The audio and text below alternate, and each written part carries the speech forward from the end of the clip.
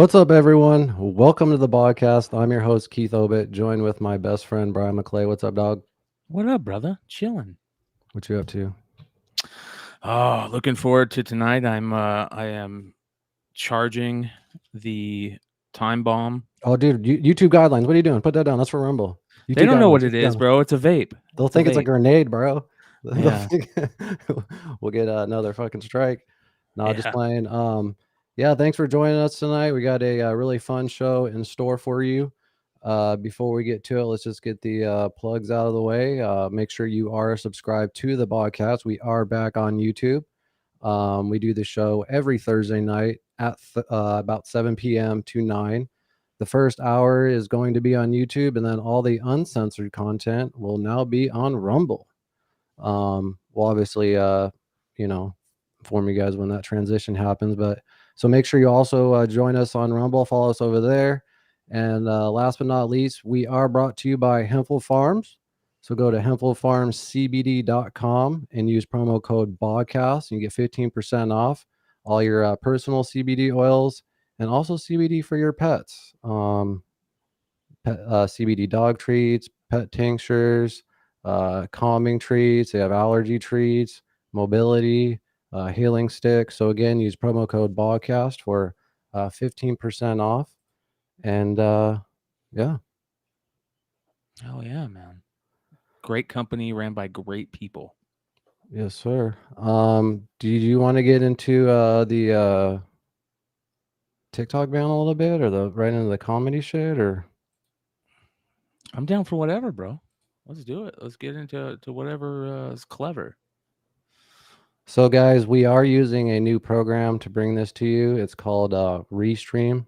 We were using a program before called StreamYard. So, if I hit a couple wrong buttons here, just bear with me. Things are all kind of all over the place right now, but we're trying to do the best we can. Yeah, let's get right into the comedy shit.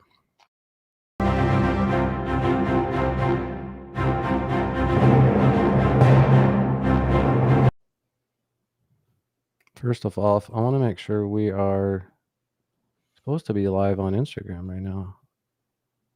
But I don't even know. Check. Yeah, is there a way to check? I don't even know how. Let me go look. I'm looking. And eventually, if it doesn't get banned, we will be live on TikTok at some point too. Well, we're supposed to be. Let's see here. Is it under your account? Yeah. Let's see here. I don't see anything.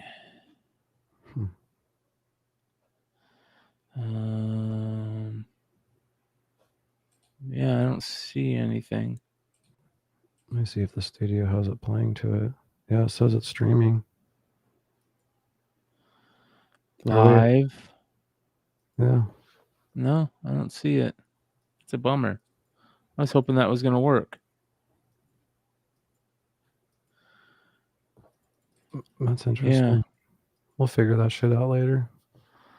I believe we're also streaming to Facebook too. So, oh shit. We should be live on Discord also, you guys. So come hang out in the Beyond Wednesdays Discord. There is a Bogcast category section where we are live on stage right now. If you guys want to call in, that's your best place to call in. You guys can do that very easily. This is a Discord right here for everybody that wants to check it out. As you can see, we are in the Matrix there right now, currently in the Bogcast stage. So if you guys want to join us, the Bogcast stage is open, and all you have to do is go in there and raise your hand to call into the show. So I echoed all weird right there. All right. Well, I know we have been. Oh shit, dude, I'm echoing. Is it because of Discord? Probably. Oh, Are good. you? No, I'm good I don't now. know why. Yeah. We're fucking noobs, guys. Anyway, yeah, McClay, I know I've been talking to you a lot about the comedy Mothership, but to be honest with you, it's just that's where all the cool shit in comedy is happening right now, right? Yeah. And on top of that, fucking, I'd say over the last 2 years, Austin is becoming one of the stand-up comedy cities in the world. And so I saw this really fucking cool video because it combines two of my favorite things: those sick drone shots with a tour of the fucking comedy Mothership. So check this out, dude. Have you seen this yet? Mm-mm. Watch this, bro. This is dope.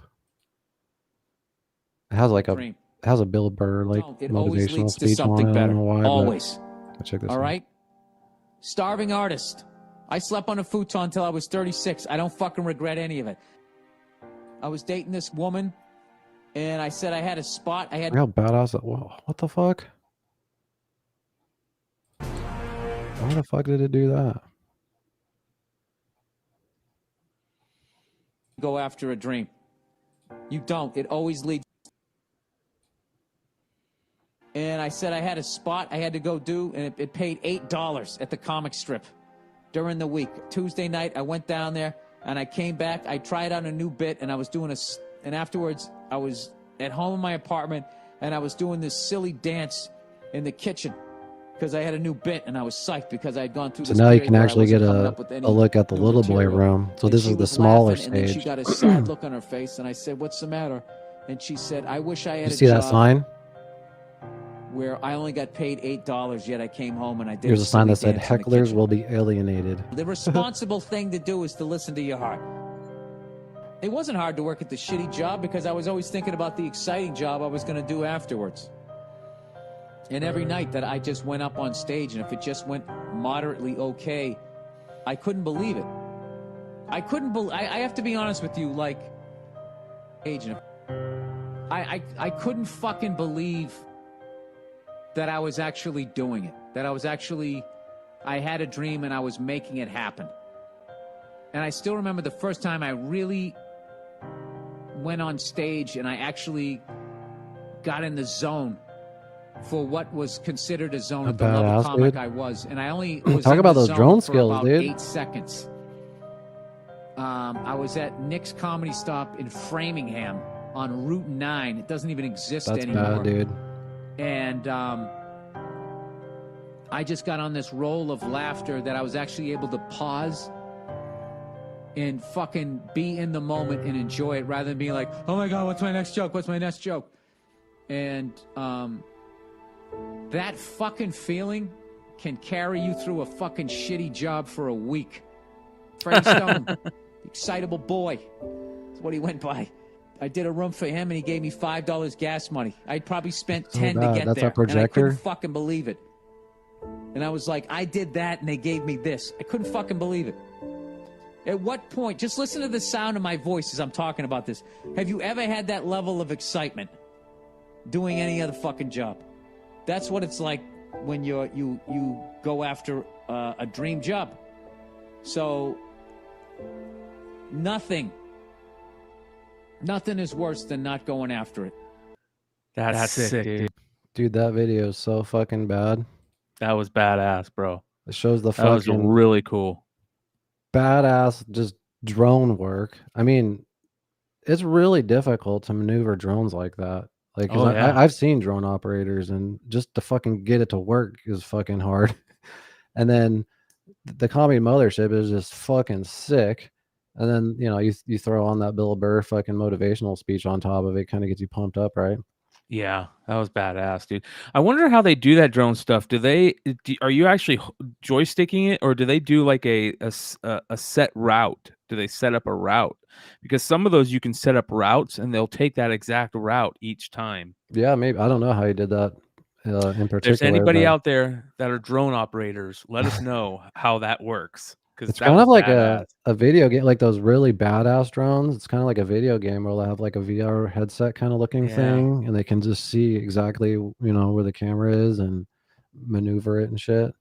That would be a good investment, is to get a dope drone. Drones actually have evolved filmmaking for like independent and smaller filmmakers, because you can get shots now that before you'd have to hire a fucking helicopter with a camera on it, pay the fucking, the operator, and those were like expensive shots to get. Now you could just buy a $400 drone and get these epic, wide shots. Yeah, it's badass, bro. It's cool shit. Yeah, but another cool thing about the comedy Mothership is that this was as of the last week actually when we streamed. It says from here on out, the Mothership will be running both rooms, meaning the fat boy and the little boy room, the big and small room, have been going for the last week like simultaneously. So and like I said, the lineups have been just an absolutely killer. Like, look at this shit, dude. I think I brought this up last week. Dave Chappelle came out, got Shane Gillis. I think Rogan was doing a roast battle. They had a roast battle there. Tony, Brian Simpson, David Lucas. I forgot that dude's name. He's pretty funny though. Look at this shit. Sick. Oh, fucking Pete Davidson came by. That's cool. David Lucas took a picture with him. He's like, "This is the closest I'll ever get to Kim Kardashian's pussy." Pauly Shore, he actually made a really sweet post. Here, let me pull it up really quick. he posted this on Twitter. I thought this was sweet. Last night we all hung out at Joe Rogan's comedy Mothership Club with Tony Hinchcliffe, Adam Egett, my brother Scott, and Joe. Here's a photo of my mom's bar, Mitzi's, that Joe created at his club. Here's to many years of Joe developing young comics out of Austin. It's fucking That's amazing. Adam Egett is actually excuse me, that runs it, right? Yeah, exactly. He's actually been a guest on Kill Tony before, but he worked at the Comedy Store and shit, and just fucking was killing it there. And Joe just pretty much jacked all the best people. It was like, come over to the Mothership. And what's cool too is like all the workers there are comics too, you know what I mean? So it's just like the Comedy Store and that. One thing that I really wanted to show you was a video that Red Band made last week during his virtual Red Band, but he made it members only, so I can't share it anymore. But it was him talking about the last show for Kill Tony at Vulcan and how they moved to the Mothership. But he was actually like really sad about it because just he said the vibe at Vulcan was just so sick. It's actually like an EDM club, and how they even started doing their show there is they were doing it at Antone's. I don't know if you remember that. And the owner of Vulcan was just a huge fan, was going to all the shows at Antone's. Well, I don't know if you remember, Tony got fucking canceled for like 2 weeks because of that fucking that show. At the other club, they kicked him out. So the club just fucking gave him the boot, right? And then he's like, dude, come over to our club, right? So they developed like a really good friendship with the owner of that club. And Red Band was kind of sharing some pictures of the Vulcan I've never seen before, but he's like, yeah, I really will miss this place. And he said, maybe in the future they might even go back and do future Kill Tonys there and shit. But the problem with, remember I was showing you those pictures of the Comedy Mothership and the band had to play off onto the side? I'm like, what the fuck? It's because the size of the Mothership stage is half the size of Vulcan's. So, but there's kind of good news. They're back on the stage. Oh shit. They just squeezed them in there, dude. They figured it out. So that's kind of smart. Yeah. Can you hear me echoing? No. In the chat. If there's anybody in the chat, let us know. No, dude, I'm echoing on my end. Are you echoing now? No. So you remember when we were testing it was doing this for some reason when I either share a screen or a video, it echoes on your end. I don't know why. That's weird. Yeah, that is weird. Oh, wow. In chat it says yes, heavy echo. I don't hear that echo. Yeah. Maybe we need to mute the share screen, and then whenever we're playing audio, we just don't talk during it. Yeah, that kind of sucks. Yeah, it does suck. We got to figure that out. Well, thanks for letting us know that. Hell yeah. Well, I'll turn it down this time. Let's see. Is it echoing now for McClay? Check. No. No? No. Yeah, I turned down the and you can mute it too just by clicking on the thing. It says mute. That's what I did for you on my share screen. Okay. See? There you go. I just muted it. Oh, okay. I didn't even see that because it was all white. Okay. Yeah. Weird. So Yeah, dude. So there's just big changes with the Kill Tony show, but the last episode was fucking great, dude. They had oh, that's sick. Roseanne Yeah, and Tim Dillon.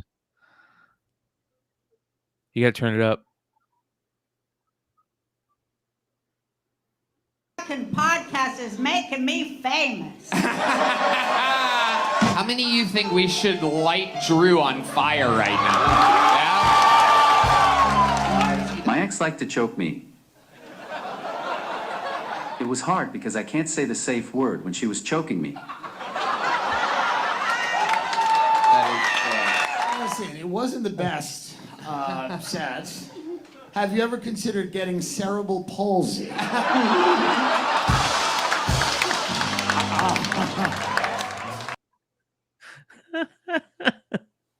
Dude, that was so funny because the guy after Ahren, the guy with cerebral palsy, he just sucked. The guy just sucked like in every which way, and for him to say like, "Have you ever thought about getting that?" was just so fucking funny, dude. I love Roseanne, dude. She's Well, badass. it's funny because in the comments, it's 50-50. Like me and Jordan actually love it, but 50% of the comments are like, please do not bring Roseanne back because she just does this like, like her her laugh, like her Yeah. legendary laugh is at the end of the intro of Roseanne. So she's kind of just like, and just saying like all this crazy wild shit, but it kind of brings that cool vibe to the show. You could tell Tony absolutely loves it because he's just laughing his ass off the whole time. And even Red Band on the virtual Red Band said, "Oh, Roseanne's awesome." And Yeah, have dude. Tim Dillon and Roseanne on the same show, dude. Me and Well, Jordan were like, "Oh shit." a lot of people hate on Tim Dillon now because of him kicking off his longtime collaborator on his podcast. He fired him, and it was his best friend. And Yeah, what happened with that? Do you know? I don't even know the drama of that. it was a big, huge drama thing. I follow this guy on YouTube called, I think it's called Too Lazy or something like that, and he does drama. It's like a drama channel for comedians, and like what goes on behind the scenes in comedy and stuff. And he talked about it, how everybody kind of like Tim got butthurt over something and he called this guy his best friend, and it was his producer on his podcast. And Tim fired him, and when he fired him, like couple months after that, his podcast just totally tanked, like lost like hundreds of thousands of subs, or not hundreds of thousands, but thousands of subs.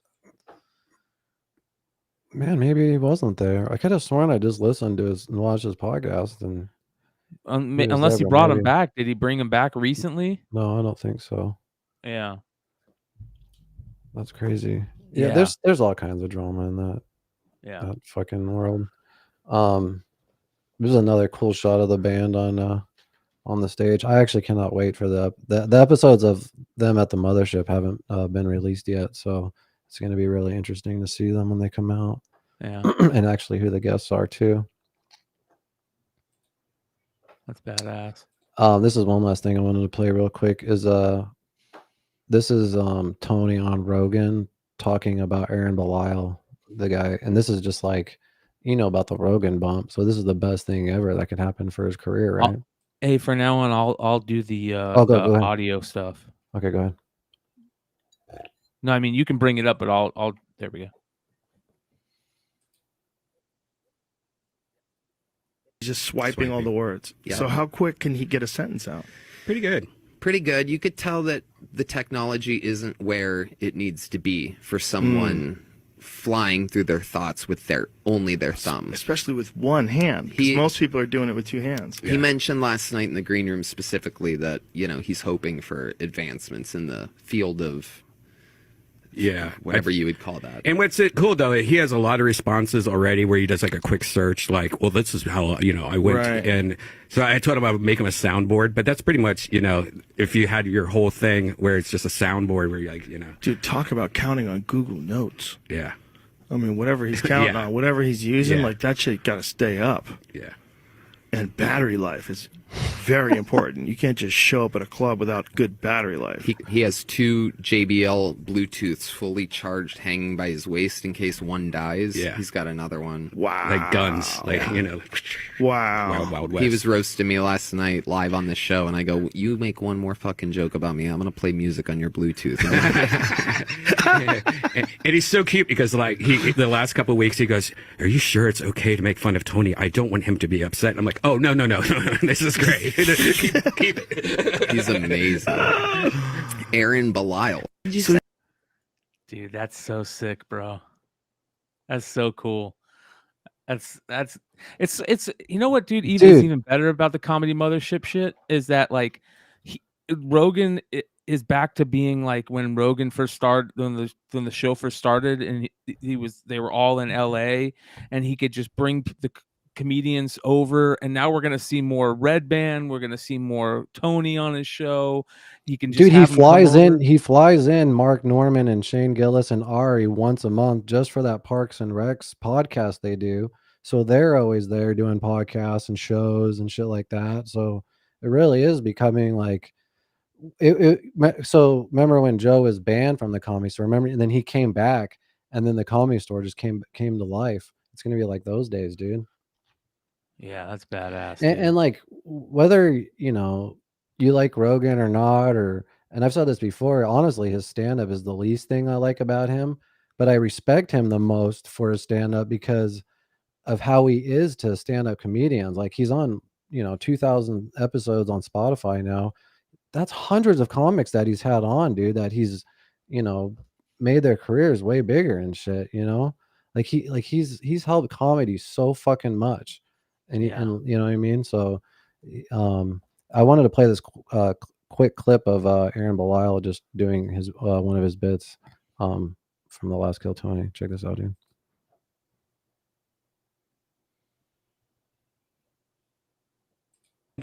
Who ordered Stephen Hawking off of Wish.com?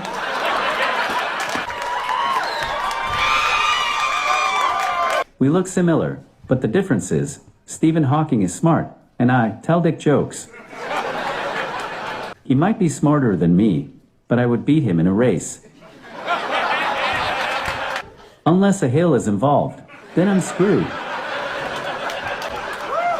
We also have different conditions. He had amyotrophic lateral sclerosis, and I am Canadian. I'm French Canadian, on my left side.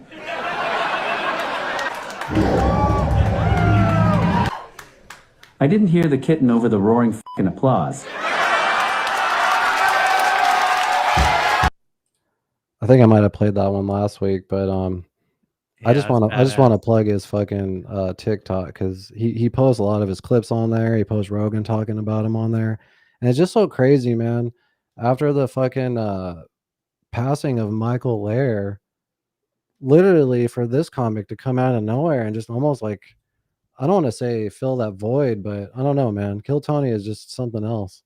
Like, and that says a lot about Michael Lair too. You know what I mean? Like, he kind of set the stage. He kind of like, was that person that needed to do that in order to give more people, both him and Hinchcliffe and Red Band for doing it, for allowing it. Like, it's very cool, dude. Oh, I know. Michael Lair is inspiring as fuck. Yeah. Yeah. Like, if I'm having a bad day, I fucking think about him. I'm like, I can't be complaining. Blind Adam says, what are some good stand-up clubs to the Foreman in Phoenix? Make them out there for a bit. Honestly, a lot of like some of the biggest comics in the world talk about their love for stand-up live, which is in downtown Phoenix. And then there's Tempe Improv. And then there's the Tempe Improv. A lot of comics love that place, actually. And then there's a new place in North Phoenix. I forgot what it's called. It's like off the like 51 and 101 or Tatum and 101. Yeah. But there's not like a lot of like small comedy clubs though, No. I know there's one in Gilbert. Celebrity I wish Theater there was has good shows every once in a while, but those are usually big shows. Yeah. It's nothing like in like LA where they have like just there's probably like 20 clubs there. You can, because when you're in LA and you're a stand-up, they literally will do like 3, 4, 5 sets a night by going to like all these different clubs like every night, you know? Yeah. Which is crazy. That's like actually how they develop their material. Before we get into the UFO shit real quick, I just wanted to talk about just 5 specials, stand-up specials. Like, you know, if you have 5 fucking hours to kill and you want to laugh your ass off, just ones that I highly suggest watching that are out. And one of the cool things is, you know, back in the day when you were a comic, like say in the 80s, you know, your whole goal was to kind of just get on either Johnny Carson, you know, get that chance to kind of blow up and then maybe get a special on HBO or something, or hopefully get on like a sitcom or something, right? And then eventually like Comedy Central came out. They started issuing like half-hour specials and more comics started getting specials. And then Netflix. Well, now the trend, which I think is really fucking cool, is because, you know, these awesome comics will go to Netflix and Netflix is like, no, but they'll give this fucking other guy who's not even fucking funny, you know, a special. And one of those was Mark Norman. And he was like, fuck, you know, fuck Netflix. I'm just going to put it on YouTube, which is a very ballsy move at the time. So, can you guys hear me while I'm talking, while I'm showing the image? Can you hear me, McClay? Yeah. Okay, cool. One special I highly suggest, which is on YouTube, is called Mark Norman's Out to Lunch. You've heard of specials and shit, right? You like Mark Norman, McClay? Yeah. Yeah. I love Mark Norman.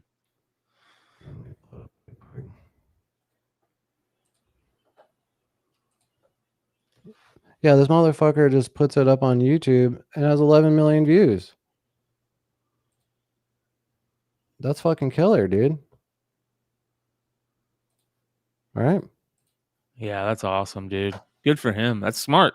That's what needed to happen. And people like him, Ari Shaffir.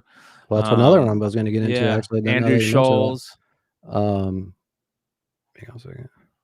Fucking Ari Shaffir Jew. Yep. This one is groundbreaking. Yeah, it's like super fucking just innovative because the whole entire special is about pretty much being a fucking Jew. And whether you're into religion or not, it's like the way he presents it and does the jokes, like they're really smart, but you can still laugh at it, whether you know about it or not, because he's almost teaching you about it too, right? You know about it. You're the motherfucker that got me into Ari. Yeah, Ari, for those of you guys who don't know, Ari was a Hasidic Jew. He went and lived in Israel, you know, studied out there, and he was a Hasidic Jew not Hasidic, but he had the curls and everything. You know, yeah. He did that until he was 18 or 19 years old, something like that, maybe early 20s. And then he said, fuck it, and just ended it all, moved out to LA, started being a comedian, went and worked the door at the comedy club, at the Comedy Store. Created some of the earliest YouTube content. Yeah, the Amazing Racist. Yeah. Some of the best shit out there. If you guys don't remember, back in the day, some viral videos going around of what was called the Amazing Racist. That was actually Ari Shaffir. Yep. I remember when you showed me Ari Shaffir, I don't know, it was years ago, and then finding that out, I was like, holy shit, that's the Amazing Racist. What the fuck? Yeah, I love that. I think it's great. But anyway, Ari Shaffir Jew, that's another one. All right, how many? I wanted to see how many views it had. 5.6 million. He puts it on YouTube. Like I said, the trend is putting it on YouTube now. Like YouTube, you know, fuck Netflix, right? The other thing about Netflix is they give you notes. They try to like edit your shit, tell you what to say, what not to say. When you're on YouTube, I mean, I know they censor shit. We bitch about them, but they're at least able to keep their act. You know, YouTube's not like, oh, take this out of your act. You know. Another one that's on YouTube. One of my favorite comics right now, Shane motherfucking Gillis. Yep. Top 3 favorite comics right now for me too. Oh, really? Yep. Shane, Ari, and Scholes are my 3 favorite comedians right now. He's got 10 million. Damn. This shit, I was dying laughing the entire time.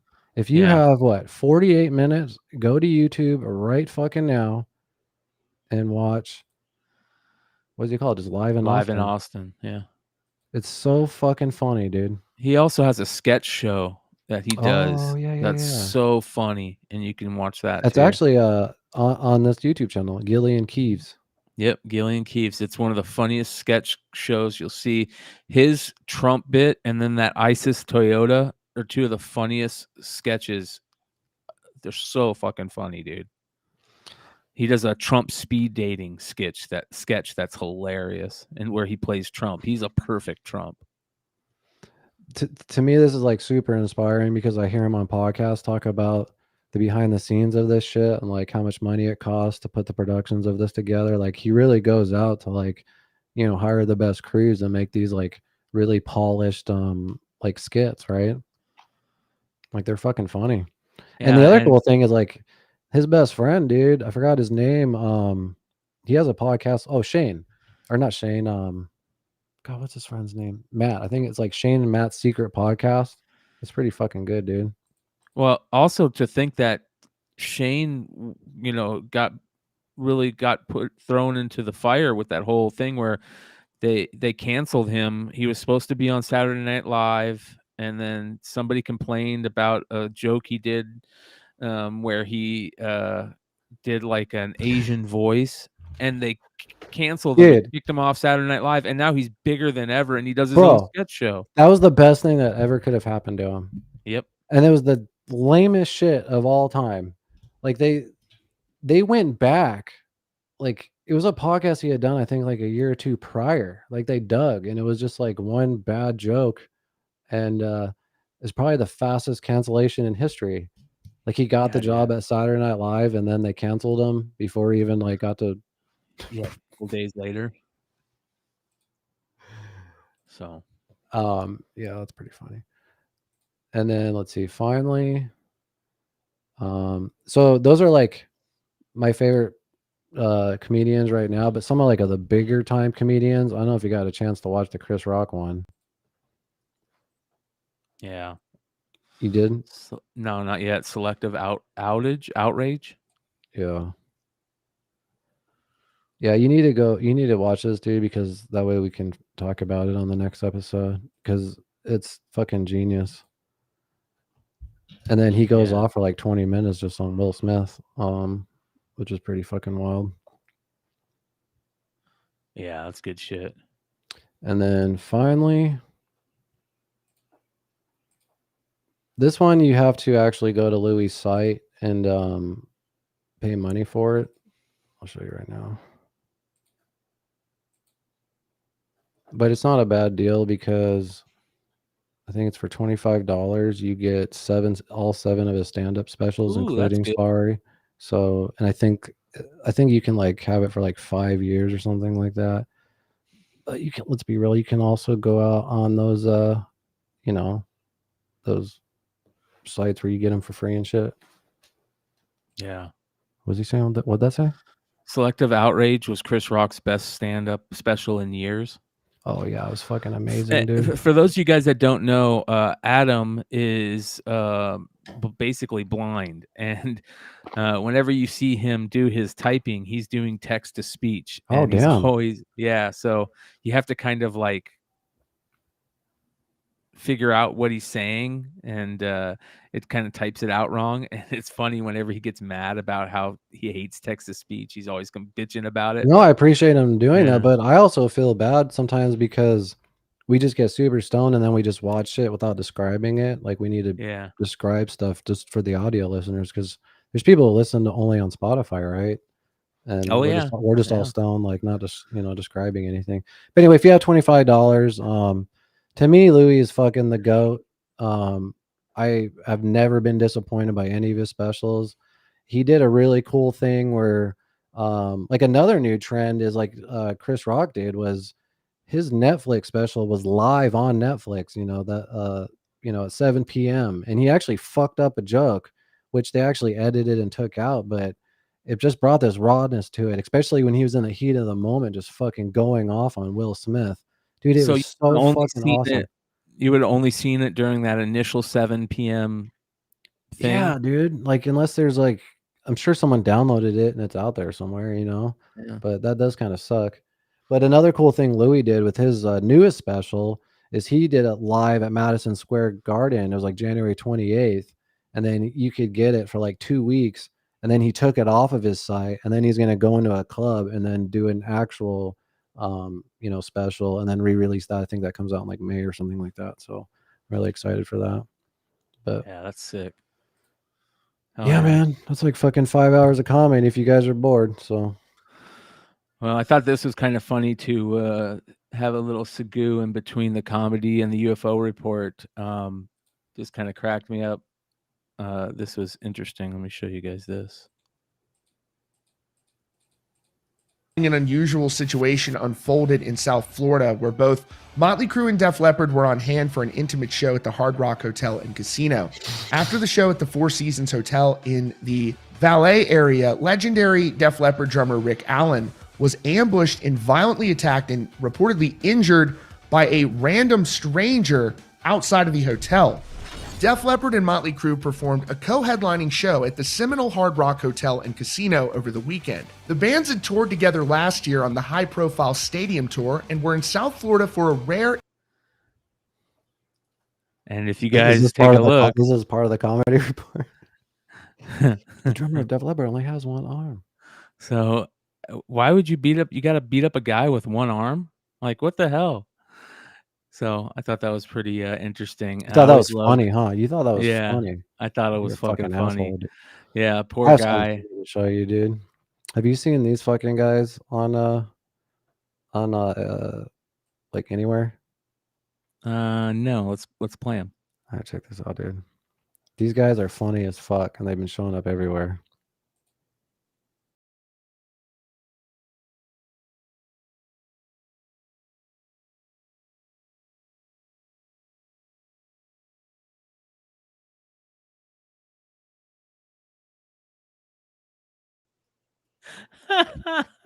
Bro, I've seen like 20 or 30 of their videos, and it's so funny. Like, they'll go in a bus and do it, and you'll just see the guy duck, and then everyone's just laughing because it's so dumb. You know what I mean? Like, they just go around and do that with that same song.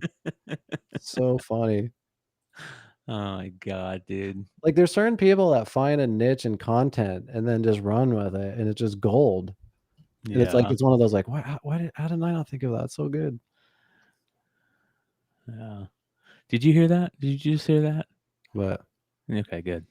All right. Let's get into a fart? No, it was I was playing something and I didn't know if you heard it.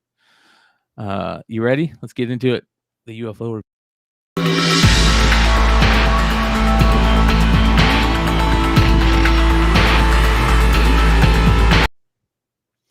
So something interesting, they found a new, well, it was found, I think, like 10 months ago, a new link, a new human before humans, which is very interesting because there's always been the talk that, you know, aliens created us, right? Aliens came here and they created humans from the closest thing that was human at the time. And, you know, they'd never been able to find that thing that was closest to us. Well, supposedly they found something new, and check this out. It's pretty interesting.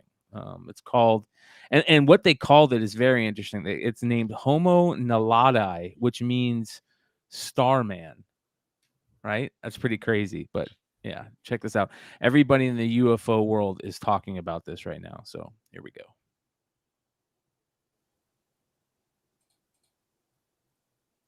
I'm going to turn your phone's selfie camera on using telekinesis in 3, 2, 1. Okay, that's not you, but he is your cousin. Your very distant cousin.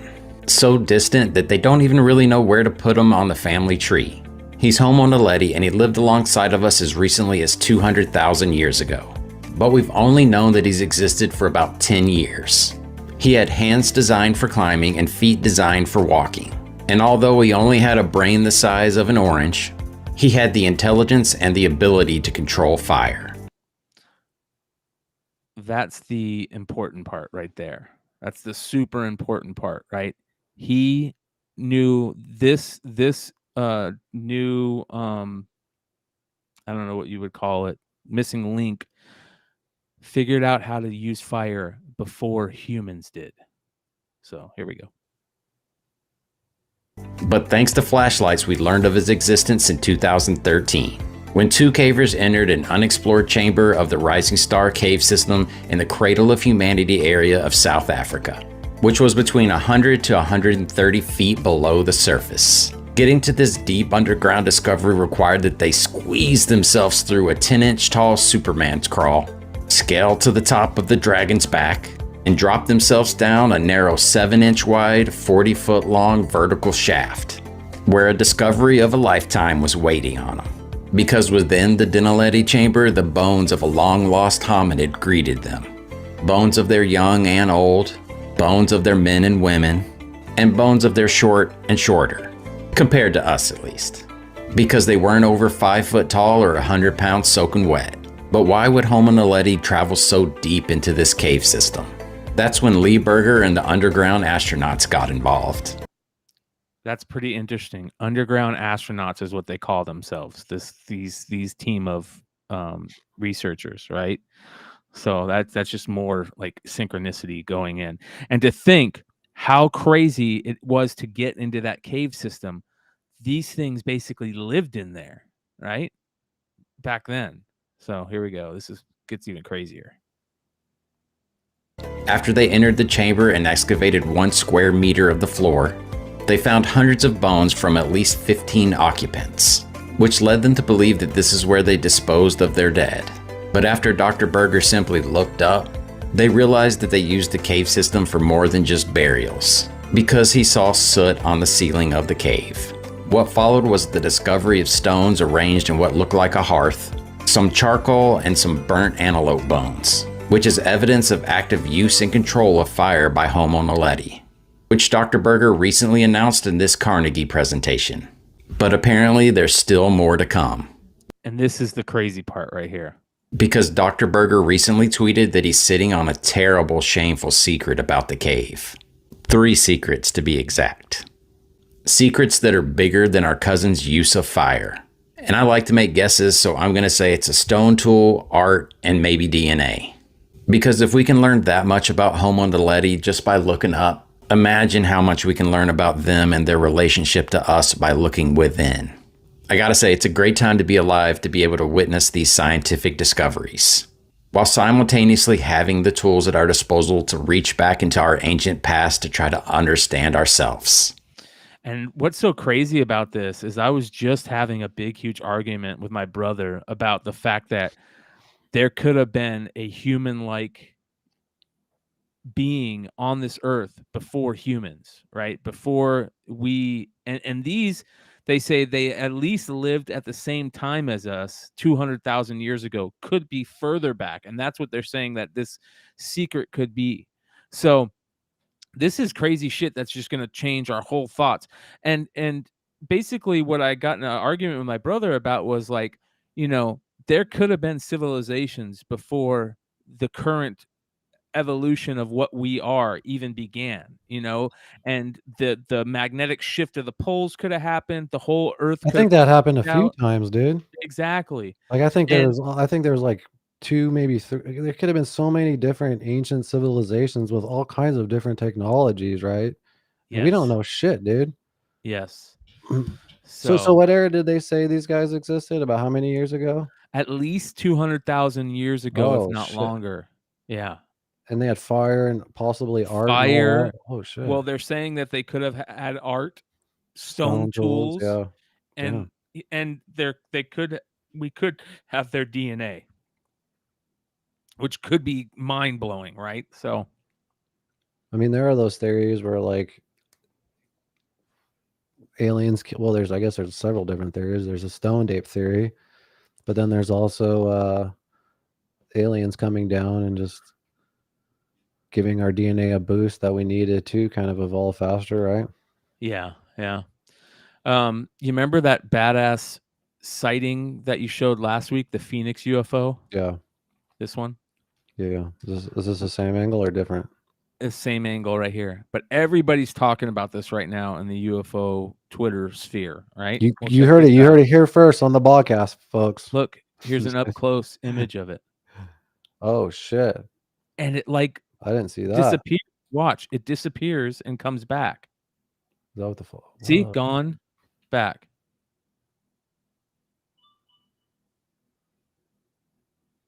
What the fuck? All right. And That's this is crazy. one of It's in Phoenix. We never get shit in Phoenix. What are you talking about? We get them all the time. It's one of the most UFO. You say that, but I never see any other ones except for the Phoenix Lights. The Phoenix No, Lights, dude, yeah. it is one of the for places where UFO sightings are reported. It is one of the biggest sightings places. Phoenix. Yep. Maricopa County in general. So, but yeah, man. Jamie, can you fact check that, Jamie? Well, we talked about that probably a year ago on the Bogcast, where there was a study done where the most sightings out of all the counties in the country, in Maricopa County was, I think, number 2 or 3, I think. And you know what else our county has more than any other counties? Crackheads. Meth. Yeah. So, yeah, man, a lot of people talking about this. Yeah, that is pretty wild. Yeah, this sighting. I didn't see that one. That's crazy. Yeah, dude. It's very interesting, man. So, obviously, you guys just keep looking up. That's what you got to do. That's the thing people don't realize. Just all you got to do is look up. Here's something else interesting.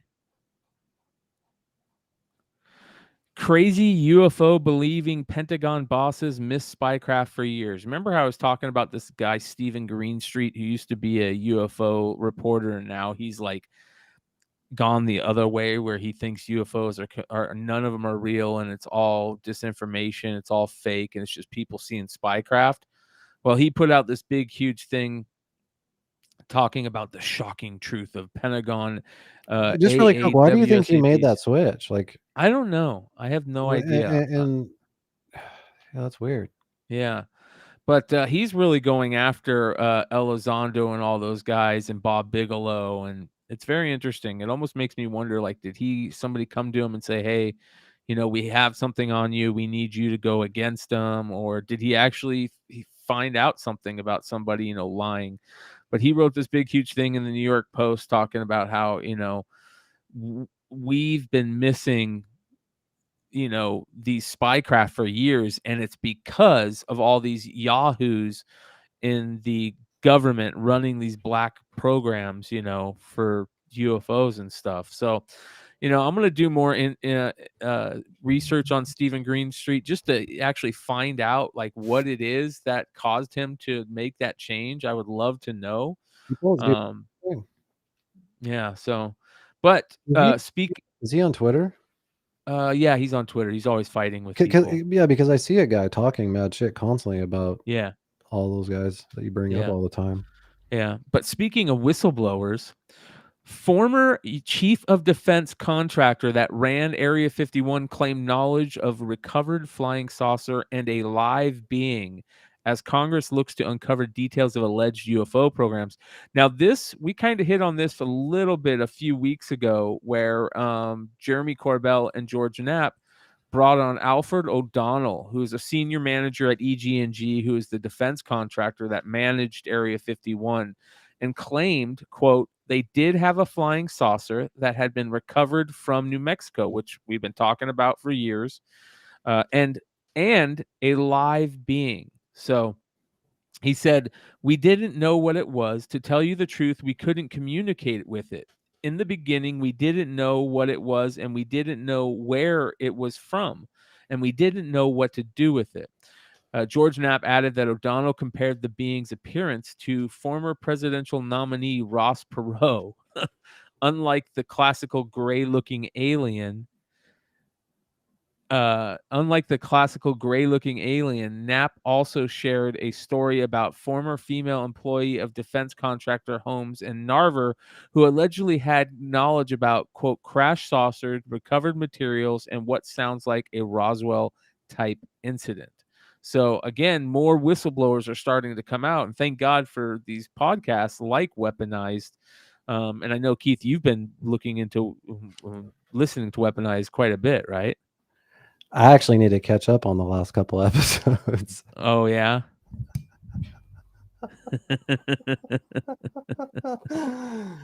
Yeah, sorry guys, I'm just really ripped. Yeah. So don't forget, you can find watch all the we'll get into all the cannabis stuff and psychedelic shit on the Rumble stuff. After it says here, after investigating and visiting Area 51, D'Amato was unavailable to verify claims related to crash saucers, but according to Knapp, he thought it was, quote, entirely feasible and that the UFO cover-up exists within a private company, such as Lockheed Martin, EG&G, or Northrop Grumman, all major defense contractors. But he did say his public stance on the topic is as follows, quote, in 1980s and 90s, I served on the staff of Senate Democratic leader Senator Robert C. Byrd, and my responsibilities involved helping manage the budgets of the Department of Defense and the National Foreign Intelligence Program. My duties included responding to a senator's and committee's requests for information, analysis, and legislation on a variety of national security issues. In this context, a senior Senate committee chairman asked me to conduct a preliminary inquiry into allegations that came to his attention regarding unidentified aerial crashes in 1940s New Mexico. I met with a number of people who had made public statements on the matter. I reported my conclusion to the senator that the basis for such allegations did not appear to merit any further Senate investigation. Beyond this inquiry on behalf of the senator, I have no personal opinion of the matter and consider the inquiry to have been closed for over 20 years. So, again, more interesting conjecture out there. But yeah, Jeremy Corbell continuing just to do his thing. Jeremy Corbell also talked about the Russian Area 51 and stuff like that, who, he's been talking about for a long time. But there he was talking about this lady who did a book about the Russian Area 51. And in that book, it says here, the book Area 51, An Uncensored History of America's Top Secret Military Base, Annie Jacobson, I think it's Annie Jacobson. Yeah, Annie Jacobson detailed how O'Donnell, although not named in the book, told her that the Roswell incident was not the result of non-human intelligence, but in fact a Russian craft with grotesque child-sized aviators. What the fuck does that mean? Yeah, bullshit. Get the fuck out of here. Developed in human experiments by Nazi doctors and war criminal Joseph Mengele. That just sounds like people not being able to get in their heads that there is things from outside of here. And they said, no, there's no way. It had to be like them doing crazy experiments on humans to make small aviators to put in these things, Especially if you're super religious or something, and this is everything against that. Yeah. After visiting Russia following the Cold War, George Knapp disputed O'Donnell's version of Roswell, though his Russian contracts, including Professor Valery Berkadov, an aerospace scientist whose mentor was Sergei Korolev, the father of the Soviet Union space program, Knapp discovered that Russians were just as mystified about the Roswell incident as the Americans. Korolev told Stalin the phenomenon was real. He told him that the UFOs were not dangerous to our country, but they were not manufactured in the United States or any other country. Stalin thanked him and told him his opinion was shared by a number of other specialists. So even the Russians were talking about UFOs back in the Cold War. So for the longest time, we didn't know anything. That's why they call it the Cold War, right? They call it the Cold War because no weapons were used, but also we had no idea about what was going on in Russia. It was like, meaning not knowing what they had. Yeah, exactly. Like with their arsenal. Yes, and same with them to us. So they didn't know. So they were seeing these UFOs too. So everyone is probably they were probably constantly trying to bluff each other. Yeah, right? Yeah, exactly. So very interesting. I guess the odd thing to me, man, is like, how come we don't? Oh, go ahead, read that comment. Sorry. Yeah, GT Key Comic says, sounds like rationalization to me. Anything to explain away our gray alien overlords. Amen, dude. So, I mean, maybe you know more about this than me, but I guess it's just odd that all of these crashes are the crashes. Like, how come we don't hear about them like in China or anywhere else? Like, is there Well, a we Roswell? do. Is there a Roswell of China, maybe, or Yeah, yeah, like maybe in Europe or South yeah. America or something? Yeah, we do hear about them. We just don't hear about them as much. But there are for sure. Like there's of course there's a Area 51 in Russia. Also, I forget the name of it, but there's a quote unquote Area 51 in Russia. There's also an Area 51 in Australia. You know, like an Area 51 type base in Australia. All kinds of crazy stuff out there that you can look into, and maybe I'll get some of those stories for a future podcast UFO report. Yeah, I think because like the Roswell's obviously beaten to death, but maybe we can bring to light some other UFO crashes or like you said Area 51s and other places. That'd be cool. So this is kind of interesting. A submerged saucer filmed at 5,870 feet below the Gulf of Mexico by an ROV, a remote operated vehicle, which is like a submarine. But check this out. It's kind of interesting. Holy shit, that'd be so fun to operate that. You can barely see it. So it's at the bottom of the ocean and it turns to look for it, but I'll show you where to look. It's right here. See it? It's on the left. What is it supposed to be? Right there. That could be anything. See it? Yeah, but it's 5,000, 6,000 feet below the surface of the, and it looks like a saucer. Yeah. There's probably some weird fucking fish. Going that fast too. It was kind of cruising. So pretty interesting. There's nothing that we have that can, other than another ROV that can go that deep and that fast. So just interesting stuff. Who knows what it is, but pretty crazy. We can watch it again. It's on the left I think they have side. better fucking cameras. Right They should there. be shooting in 8K. Why is it in Yeah, I black don't think and they white? can. The pressure down there is so immense that they probably have to use, special Blah blah types. blah. It's 2023. Yeah. Pretty crazy, dude. Pretty nuts. They notice it and try to look at it, but it's already gone. So that is underwater submerged vehicle sighting.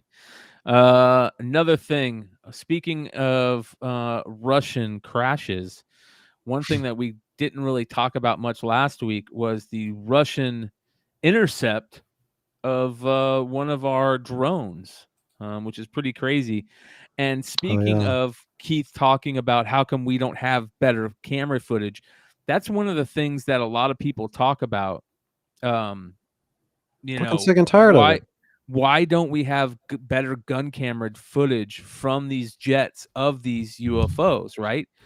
Because we can get gun camera footage like this of a Russian Sukhoi jet running into one of our drones. Check this out. It's pretty cool.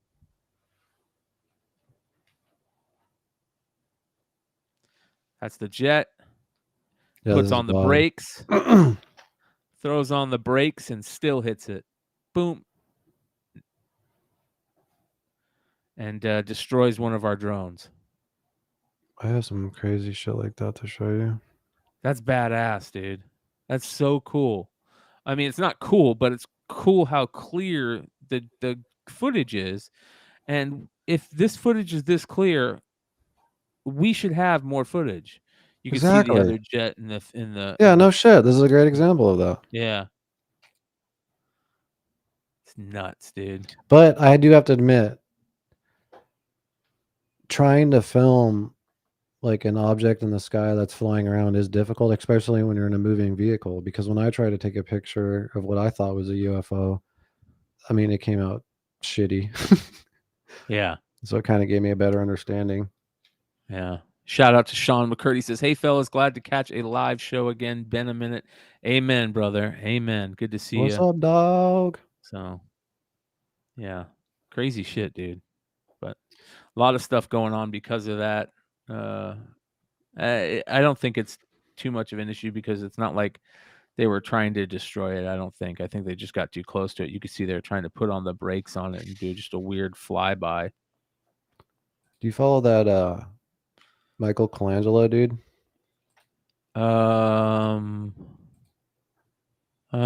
Maybe, I don't know. It Let sounds me familiar. show you his profile really quick. Ex-YouTuber and full-time Oh, yeah. video editor. Yeah. All I want Yeah. is check this out real quick. Yeah, I follow I him. thought this was kind of funny. He's like, I don't know why I made this, but he just made a UFO Twitter acronyms cheat sheet. And I was curious, how many did you actually know of these? UAP I know of. That we know, which is NHI I know of. unidentified anomalous phenomena. Yeah. NHI, non-human intelligence. Yep. ETH, extraterrestrial hypothesis. I did not know that one. Yep. AARO, I don't know that one. All Domain Anomalous Research Office. I don't know that one. ATIP, I know that one because of ATIP, Lou yep. Elizondo. Yep. Advanced Aerospace. Well, we should AAWS. read them out just for people who don't. Advanced AAW. Aerospace Threat Identification Program. Yep. For ATIP. The other one, AAWSAP, for Advanced Aerospace Weaponized Systems Application Program. I didn't know that one. BAAS. You were probably working for that. Didn't even know it. I know. BASS I know of because of Bigelow Aerospace. I've known about Bigelow Aerospace, and we've talked about that. UAPTF, I know about that. UAP Task Force. RV for remote viewers, know about that. USAP, unacknowledged SAP, don't know about that one. WUSAP, waived unacknowledged SAP, don't know about that one. ARV, alien reproduction vehicle, know about that one because of Bob Lazar. They did a ARV model back in the day. I have to say though that this is actually extremely helpful to me because people use these like a motherfucker, and I always have to Google it. And when you Google it, it like something else usually shows up, not in the alien UFO world. So thank you for this. CE5, Close Encounter of the Fifth Kind, know about that one obviously, and FTL, Faster Than Light. Yeah, so I've known about probably all of them but 4. So shout out to Rupertsky. That's pretty good. Says just got home, toe the line. Amen. Thank you, brother. What's up, dog? So yeah, dude, that's very interesting shit. Got another Tic Tac UFO sighting. This was on a plane flying over. Let's see here. Where was it? 3 miles away. Let's see here. A lot of people say it's just another plane that's far away. But I'll show it to you guys anyways. Here we go. You guys can see it.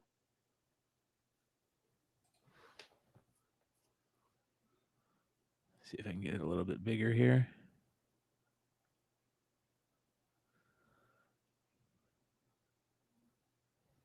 It's moving pretty freaking fast. It's outpacing the plane they're flying. So I don't understand where the camera's coming from. It's inside another plane. Okay. So they're at a plane, like a passenger plane, Yeah, so it's commercial plane.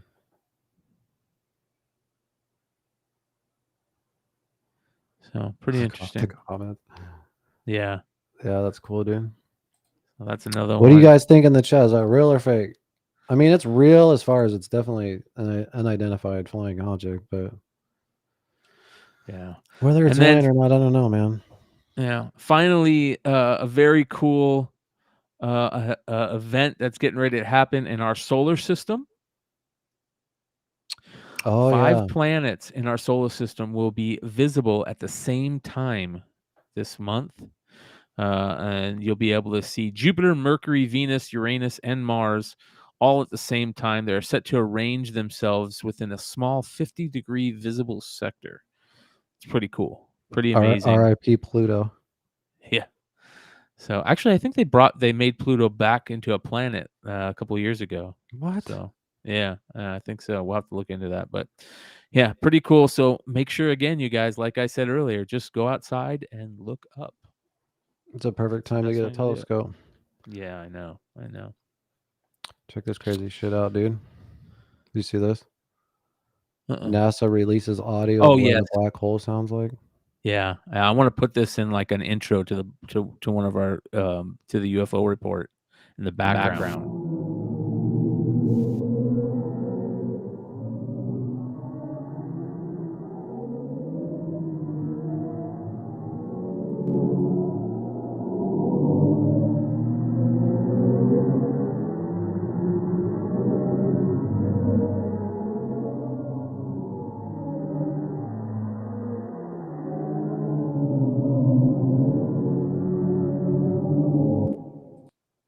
Whoa. So read that. That- read what it says. So a lot of people think that this is what it sounds like, but they're just basically taking I think the where does it say that gases. at? It should say there we go. That's not what black holes sound like. That's what the sound synthesized from converting black hole image pixels That's into so sound. dumb. I Right? hate that, dude. Like, I feel like Yeah. most of the shit that NASA presents is fake. Like, a lot of the pictures, they like color Yeah. grade them and add all the extra colors and shit. And I'm growing up thinking this is what space looks like. It's no NASA fucks with all this shit. I hate It's that. Dude. vibrations in nearby gases caused by the black hole translated into sound waves and then amplified so they're audible to the human ear. So there you Gay. go. Yeah. But it is, I agree, GTK, it is scary sounding for sure. Oh, it is, yeah. To me, Yeah. it sounded like just a bunch of like souls just like Yeah. screaming or something for their Yeah. life. Have you ever heard the famous there's a famous story that they used to talk about on Art Bell all the time. They had this huge hole in Russia that they put a mic down into, and it was supposedly the hole to hell. Have you ever heard that? Mm-mm.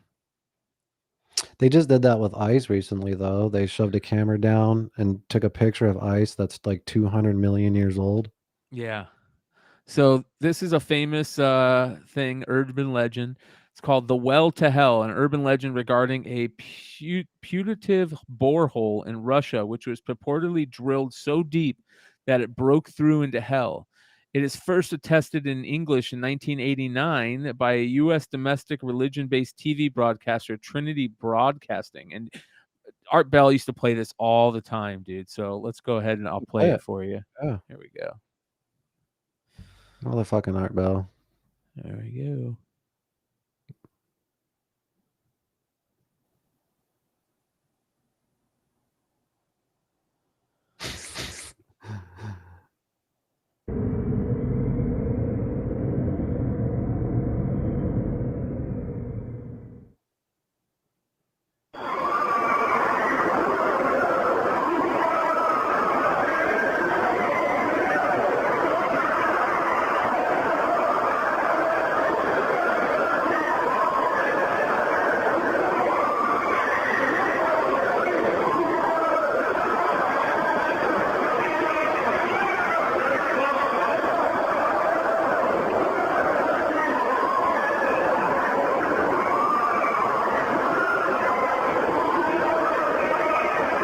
Yes, I'm pretty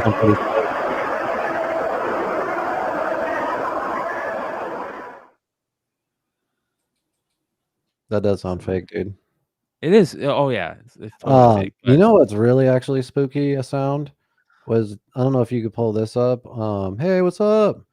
It was in 9/11. Remember when they were I think they were either cleaning up or rebuilding, and there was like a really weird spooky sound coming from like where 9/11 happened, and no one could explain what it was or what was happening. What is it? It was like a really spooky sound around the Twin Towers and shit. I think while they were either cleaning up or building the new tower, and everyone's like, "What the fuck is that?" Like no one knows. It was like a news story and shit. It was like a news report, and it was pretty eerie. Those gut-wrenching, scary 9/11 photographers. New York-based writer recounts horrors. Sound. Sound. Let's see here. News. I found it, I think. Okay. Hang on, Yeah, GT Key, the Y-Files is such a great YouTube channel. It's one of my favorites.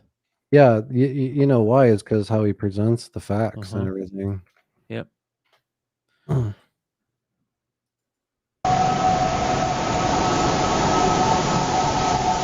Since Hurricane Sandy, people have been yapping about a strange chorus of wailing sounds coming from the new One World Trade Center building. Like it's turned into one of those big, fat wooden train whistles. Let your imagination or pragmatism run wild, you have to admit it's a pretty eerie sound. I think it's pretty obvious that the sound coming from the building is wind and architecture. I don't know. Yeah. It was just really weird. Yeah. So, yeah, very interesting, man. So, 1 hour and 11 minutes into the YouTube show, you guys know what that means. It's time to switch over. No, yeah, hang on. I got a couple more things. Oh, you do? Okay. Yeah, I want to show you this really quick.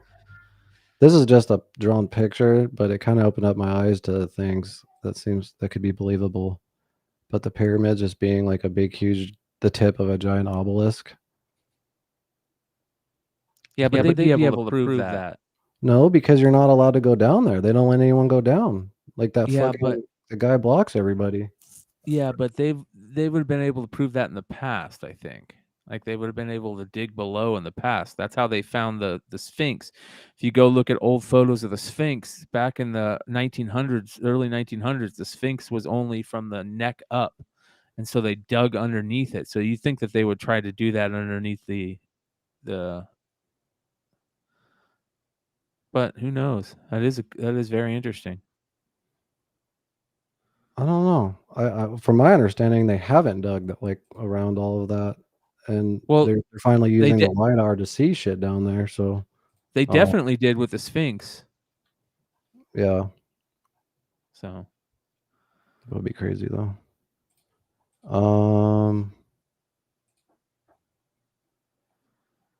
GT Key Comics brings up a great point. He says that there were countless documentaries on 9/11 that were quote unquote disappeared from YouTube. What a shame. Tragic. There were so many great 9/11 docs that YouTube purged and never to be seen again. Yeah, it's a bummer. Again, freedom of speech is very important. I guess that is it. So yeah, you're right, McClay. It is time to move on to the uncensored Rumble content. Just really quick, if you would like to join the YouTube channel, all you have to do is the link's actually in the description, or you could scan the code. If you join the YouTube channel, you get access to the uncensored content. There's different you can just check it out. Fucking super ripped. I actually can't wait to get over the Rumble where we could smoke weed. I don't know if you want to talk about that for a minute, McClay. Yeah, you guys, I dropped the link to the next section of the show. If you guys don't want to have to switch back and forth to show, you guys can always join in on the Discord. Of course, the Discord is open right now, where we are currently broadcasting the entire show. Here you guys can see. And the entire show is broadcast through Discord. But if you don't want to, and you can also call in, by the way, if you guys want to jump into Discord and chat with us about anything that we're talking about, please let us know and we will bring you in. But if you don't want to watch all through Discord, I dropped a link in the chat below to the Rumble section of this week's show. And we're going to go ahead and jump on over there to talk about our cannabis and psychonaut reports, as well as our TikTok time and anything that we can't talk about on YouTube. Yeah, I really appreciate you guys joining us each week. It's a fucking blast. Yeah, let's go fucking party over on Rumble. Peace out.